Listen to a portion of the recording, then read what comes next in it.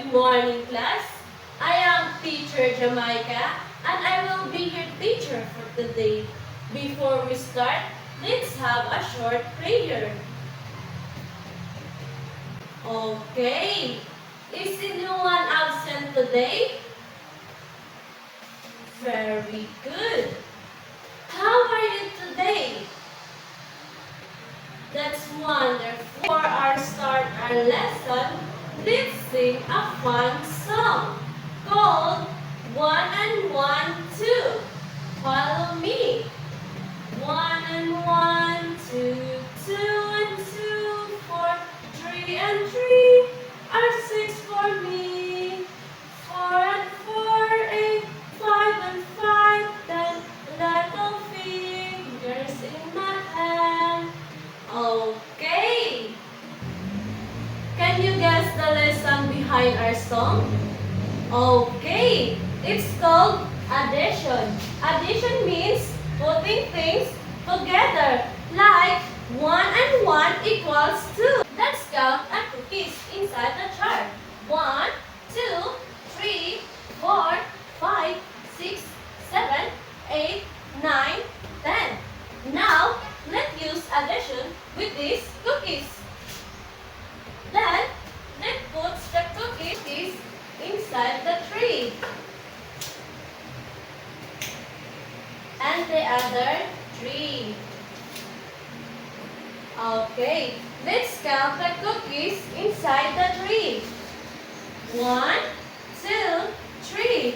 How many cookies in the first tree? 3. Okay, the second tree, let's count the cookies. 1, 2.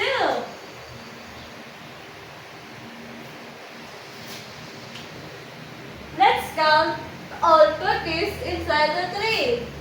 1, 2, 3, 4, 5. 5 cookies. Okay, another example.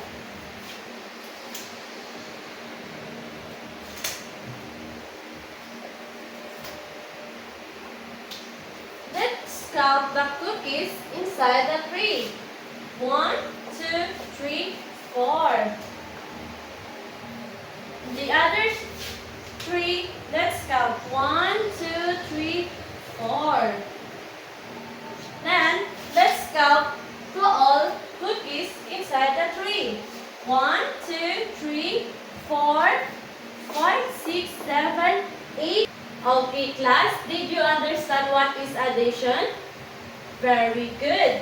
Let's check if you understand the addition.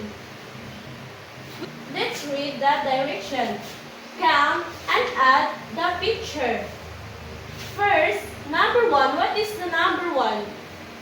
Okay, very good. This is banana. Let's count banana first. 1, 2, 3, 4. 4 bananas. Number 2. Who wants to answer? Okay, Michael. Very good. It's number 3. Number 3. Let's count how many beer in the number 3. 1, 2, 3, 4, 5. 5 beer. And number 4. What is this? Is this a dress? Let's count how many dresses in the number 4. 1, 2, 3, 4, 5, 6. 6 dress. Then number 5. Let's count how many bags.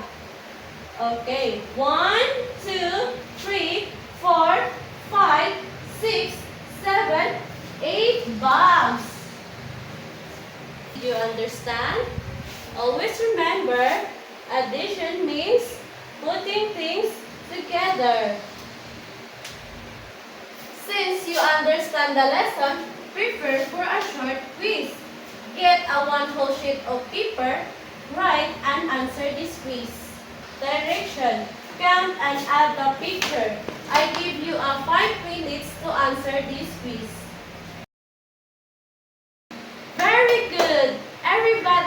correct answer. Before we end our class, please copy your assignment and answer this at home. If you are done, please stand up. Goodbye, class. See you on the next meeting.